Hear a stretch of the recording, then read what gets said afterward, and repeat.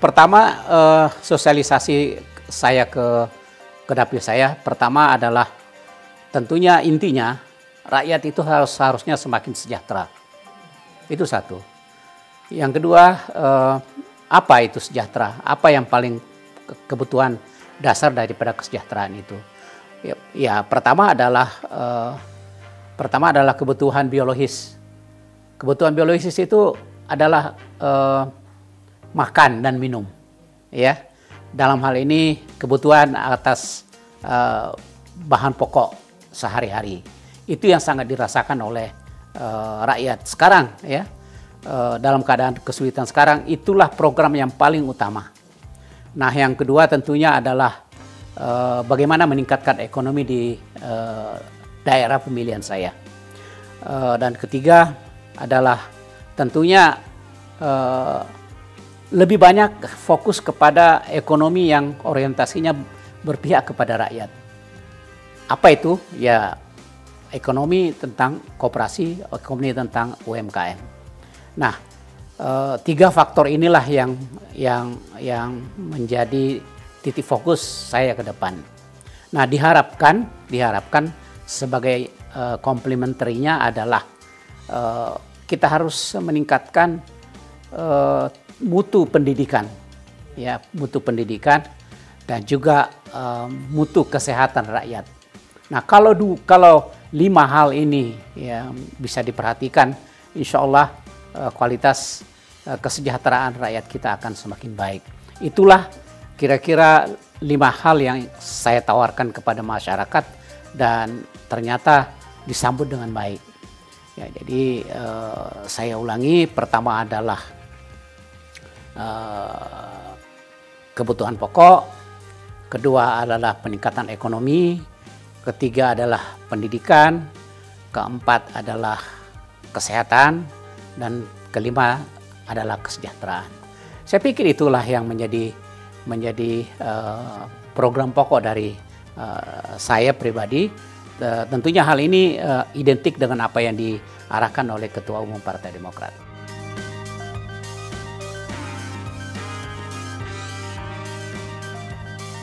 Ya, pertama, Partai Demokrat tiada henti-hentinya untuk selalu berkomunikasi secara aktif dengan masyarakat. Itu menyerap aspirasi masyarakat. Dan kedua, ke atas kita juga selalu berharap agar konstitusi kita ini betul-betul diimplementasikan dengan penuh tanggung jawab dan komitmen bahwa kita harus menghargai konstitusi. Ya. Dan keempat, kita juga harus mempersiapkan agar rakyat merasa tenang untuk melaksanakan tugas dan tanggung jawabnya dalam menghadapi pemilu 2024.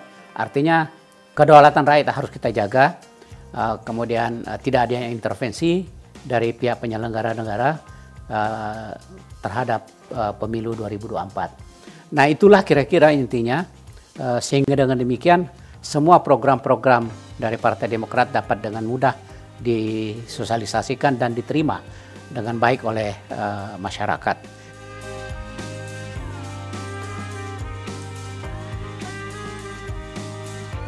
Partai Demokrat memiliki suatu komitmen bahwa saat ini kita harus melakukan perubahan kebijakan di dalam hal bagaimana membangun bangsa ini.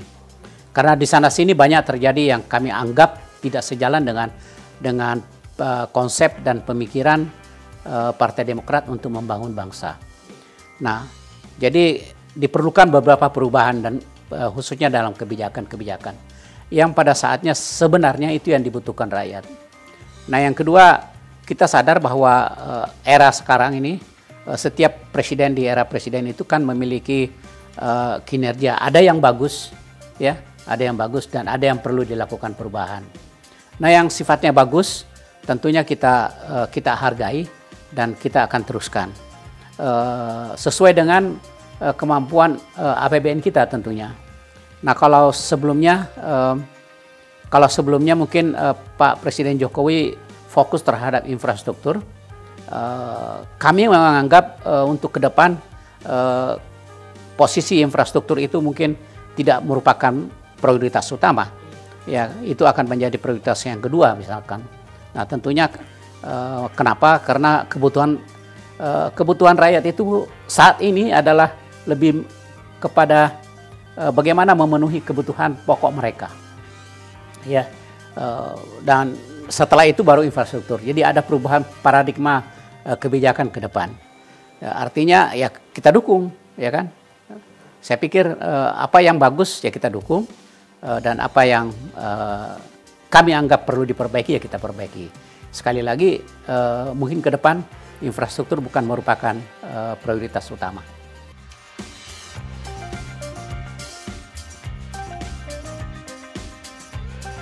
Bagi Partai Demokrat ada suatu objektif untuk 2024. Objektifnya itu adalah pertama memenangkan Prabowo sebagai presiden, dan kedua memenangkan Partai Demokrat pada pemilu legislatif. Ada target-target tertentu yang kami canangkan untuk pemilihan legislatif DPR RI. Kita harapkan bisa mencapai kurang lebih sekitar 12%, 12,5% lah, yaitu angka yang moderat bagi Partai Demokrat untuk bisa dicapai, agar maksudnya supaya tahun 2029 kita tentunya akan lebih bagus, ya. Semua kader Partai Demokrat sudah memahami itu, dan insya Allah mereka bergerak maju untuk mencapai target yang ditetapkan oleh Partai Demokrat. Paling tidak minimal ya, minimal sekali itu adalah kita bisa mengisi semua dapil yang sudah existing sekarang, ditambah dengan potensial dapil yang bisa mendapatkan suara, ditambah dengan suara-suara yang berpotensi mendapatkan 2, sehingga secara akumulatif angka 12,5% itu bisa dicapai.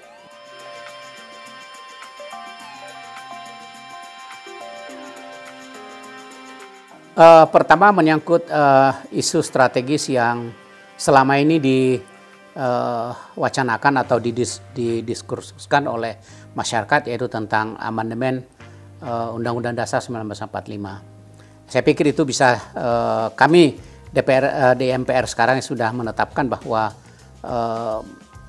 amandemen untuk Undang-Undang Dasar kita akan buka lagi wacana itu setelah pemilu, ya. Jadi kami masih punya waktu 1 tahun 8 bulan lah kira-kira untuk bisa kira-kira merumuskan, ataupun paling tidak sudah ada suatu tentatif pelaksanaan kira-kira kalau memang disetujui untuk dilakukan perubahan Undang-Undang Dasar 1945. Nah yang kedua, kami juga punya suatu hasrat agar setiap masyarakat dan individu itu bagaimana agar mentaati konstitusi secara konsisten, ya kan. Jangan hanya karena kebutuhan sesaat kemudian akan dilakukan perubahan konstitusi, termasuk misalnya Undang-Undang Dasar 1945. Kita mengharapkan agar kita berpikir secara global, secara komprehensif, untuk demi kepentingan bangsa jangka panjang, jangan kepentingan sesaat. Saya pikir 2 hal itu yang menjadi prioritas bagi MPR. Karena apa? Karena kalau dengan dilakukan Undang-Undang Dasar, perubahan amandemen Undang-Undang Dasar, akan terlihat bagaimana sebenarnya konstitusi kita ke depan ini. Apakah perlu lebih diperkuat lagi, ataukah ada kelemahan-kelemahannya seperti halnya jangan sampai terjadi dispute pendapat antar kelembagaan. Ini juga perlu untuk dilakukan suatu diskursus di antara masyarakat yang akan diakomodasi dan akan dirumuskan di MPR. Saya pikir program-program itulah yang mungkin di dalam jangka 5 tahun ke depan.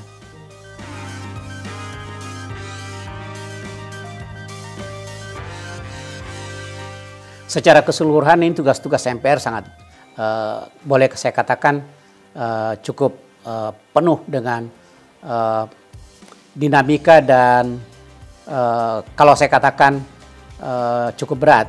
Saya pikir itu kalau dikatakan cukup berat, saya pikir logis lah ya.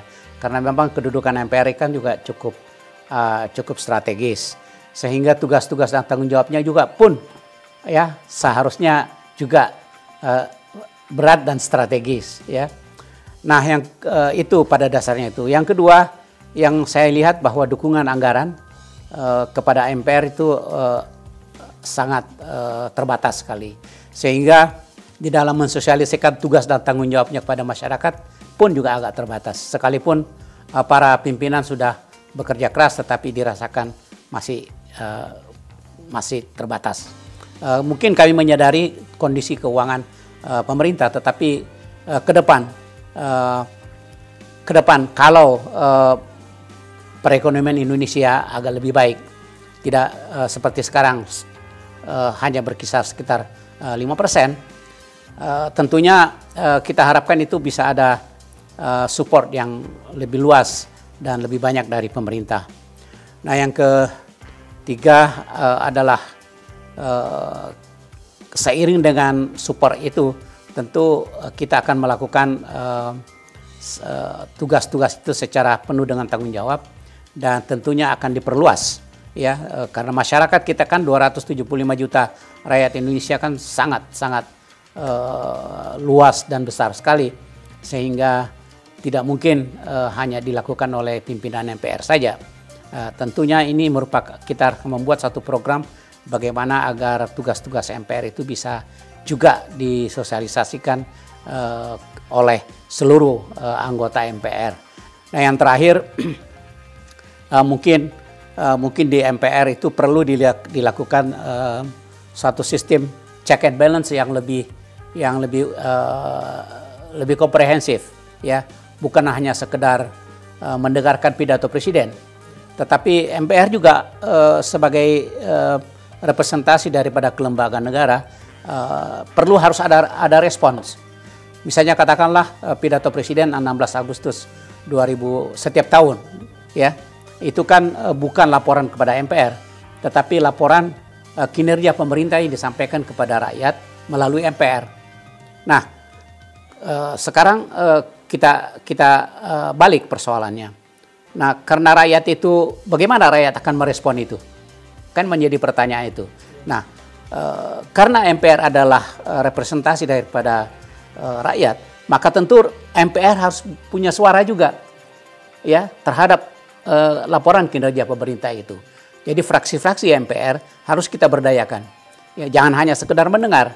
Karena setiap laporan, istilahnya laporan, harus ada check and balance.